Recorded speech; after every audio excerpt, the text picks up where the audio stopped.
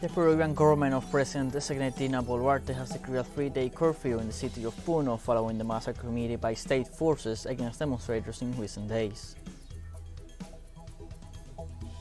In France, a knife attacker wounded 6 people in an unprovoked attack in a Paris train station.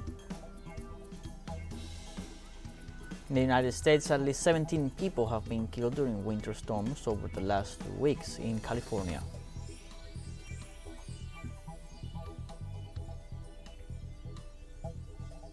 Hello, welcome to From the South. I'm Luis Alberto Matos from the teleSUR studios in Havana, Cuba. We begin with the news.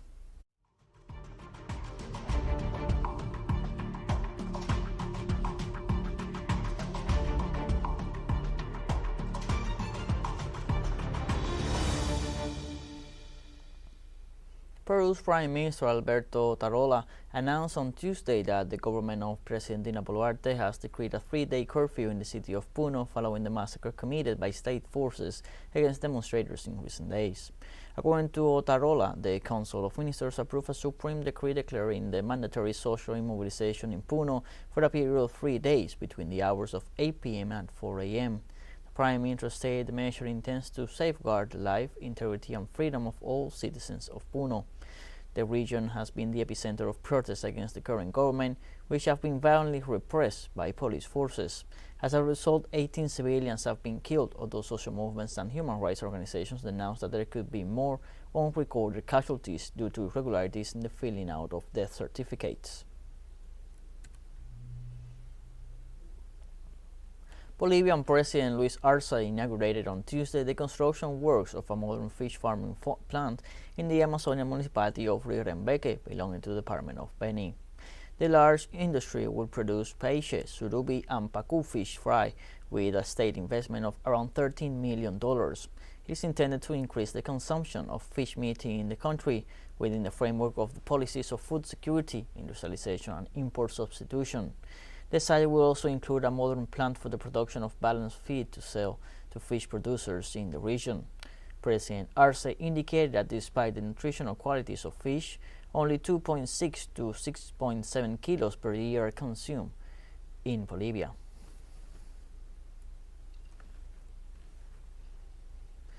On Wednesday, the Brazilian prosecutor's office requested the blocking of the bank accounts of former President Jair Bolsonaro, while the Supreme Federal Court ordered the imprisonment of his former Minister of Justice, Anderson Torres. The entity requested the freezing of Bolsonaro's accounts as part of the investigations to find the perpetrators of the attempt to disrupt the democratic system. Meanwhile, Federal Supreme Court Minister Alexandre de Moraes ordered the imprisonment of Anderson Torres, who until Sunday served as Brazil's public security secretary.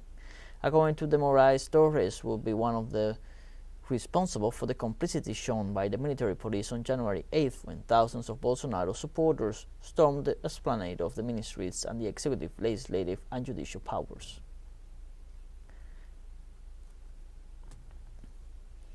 The Ministry of Health of the Mexican state of Durango reported on Wednesday that 30 people have died in that region due to an outbreak of fungal meningitis.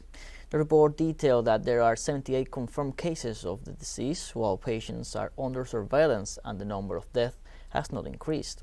Likewise, one patient was admitted to the National Institute of Neurology and Neurosurgery in Mexico City to undergo surgery to prevent complications. Health authorities assured that another 600 people are under direct study to detect any symptoms of the disease. It is worth mentioning that in early December, the Mexican Attorney General's office issued arrest warrants for the administrators and owners of the hospital center where the outbreak was detected. However, they are still fugitive from justice.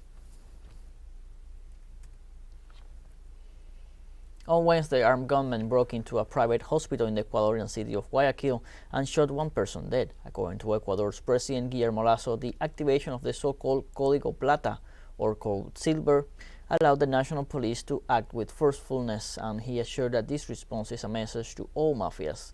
This incident reflects the violent beginning of the year 2023 in the country, as 160 deaths associated with crime were registered in the first 10 days alone. 58 of these killings occur in the area known as Zone 8, which includes the municipality of Guayaquil, Duran, and San Borondon. Ecuador closed 2022 with a rate of more than 25 violent deaths per 100,000 inhabitants, the highest recorded in recent decades, according to official data.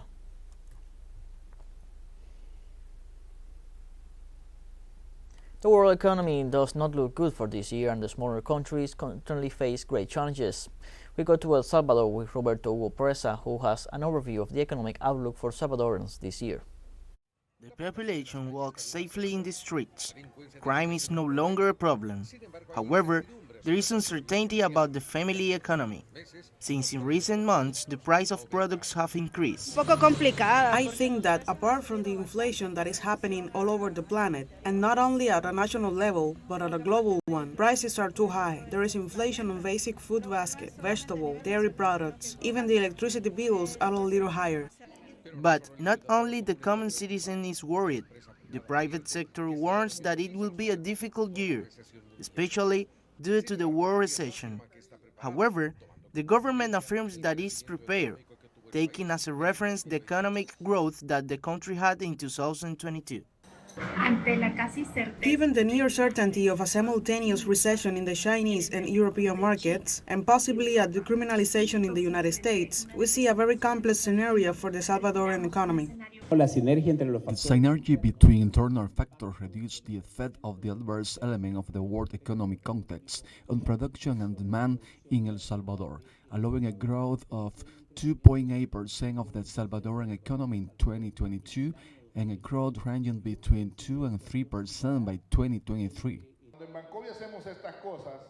For banker Juan Pablo Duran, today is a good time to try to reinvent himself and take advantage of new opportunities. There is an orange economy that has not been developed in the country. There is a lot of potential in medium and small business that, if properly advised, can be a big surprise. There are so many aspects that can give a plus at the international level to increase exports, to generate more economic dynamism in the country. I think these are aspects that I have no doubt that our government should be evaluating to enhance the economic growth of our country.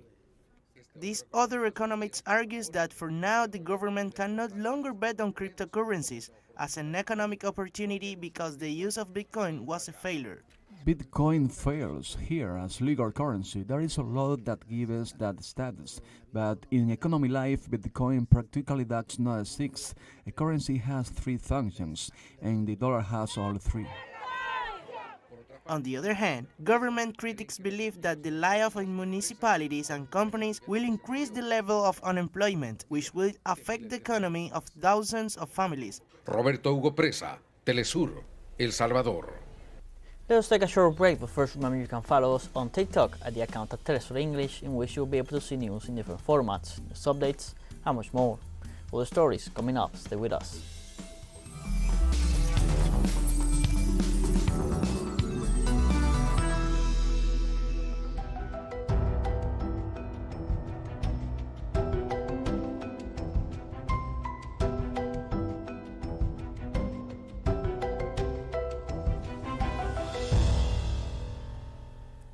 Welcome back from the south. In the United States, at least 17 people have been killed during winter storms over the last 2 weeks in California. According to the information released on Wednesday by the state governor's emergency office, the deaths were reported all over the Californian state, and the two main causes were falling trees and river flash floodings.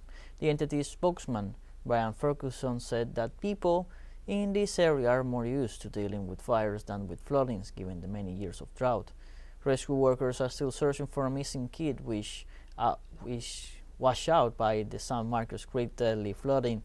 Meanwhile, more than 55,000 users remain without electricity in the state.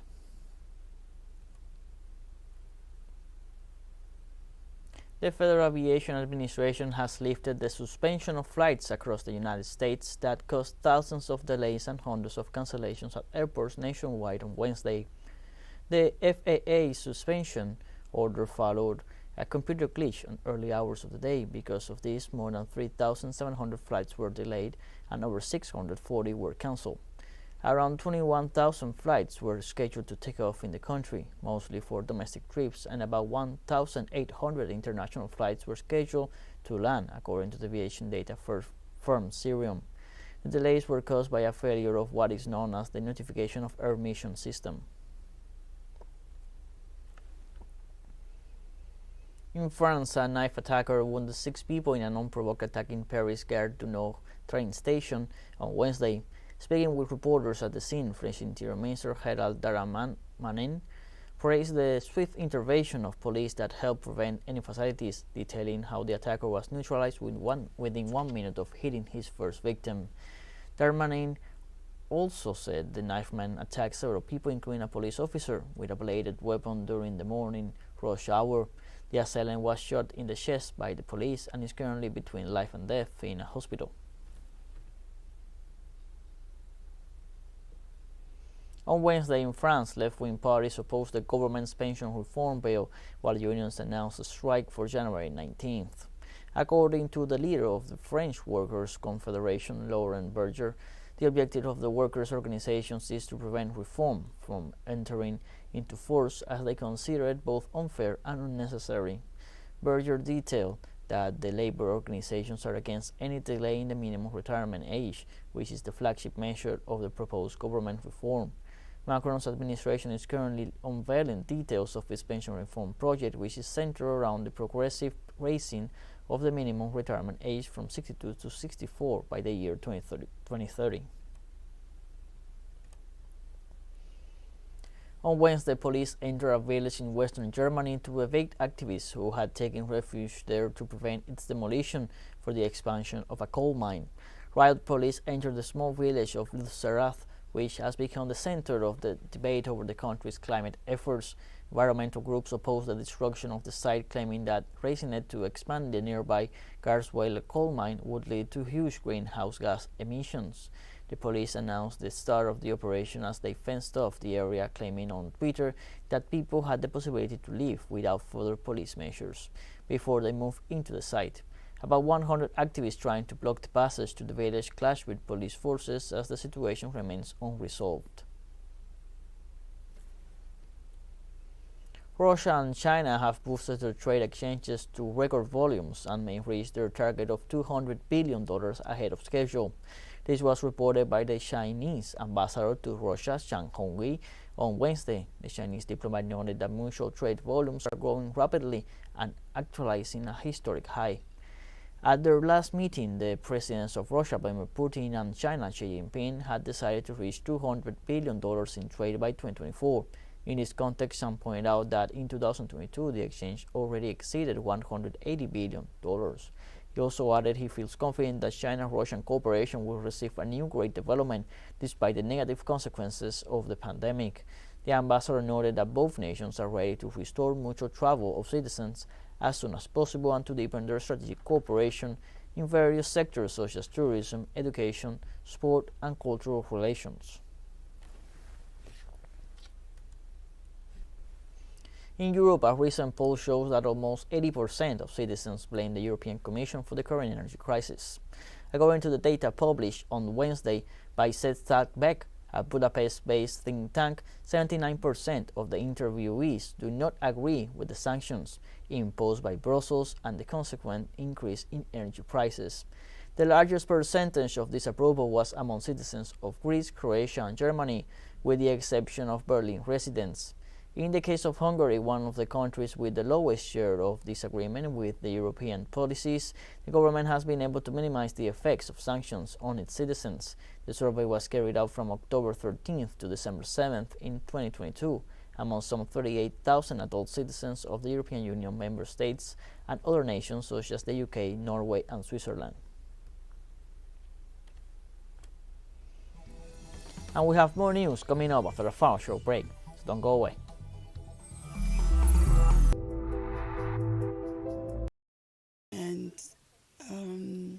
Linen, jewelry, and I get all these things from China. I used to go overseas all the time to get my stock, buy from them, and then come back here. But then COVID happened. And after COVID happened, everything changed. The lockdown, particularly in South Africa, was really, really tough on hospitality and tourism. We were literally closed for months. And then when we were allowed to open, the restrictions made trading financially unviable. The implications of the easing of restrictions could be enormous if we actually grasp the opportunity. We then, from a tourism marketing point of view, we need to really look at how we can attract that market, because it is the single largest international traveling market in 2019, pre-COVID.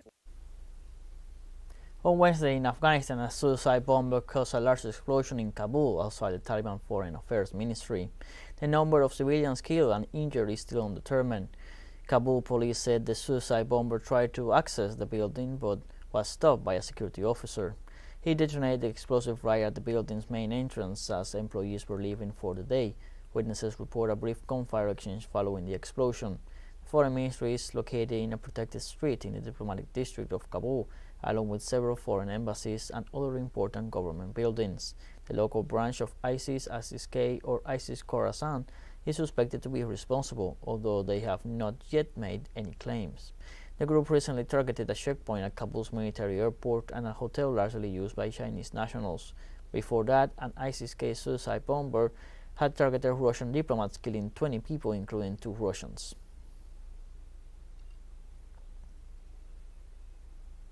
In other news, Israeli bulldozers demolished a Palestinian-owned house on the pretext of illegal construction in the occupied West Bank city of Al-Khalil.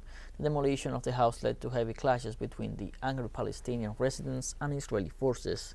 In this situation, Israeli occupiers prevent Palestinians from building in their village and simultaneously put pressures on farmers to appropriate their land and at the same time to displace them.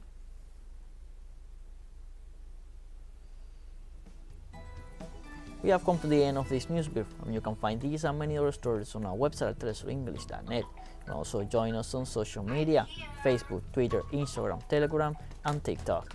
For telesur English, I'm Luis Alberto Matos. Thank you for watching.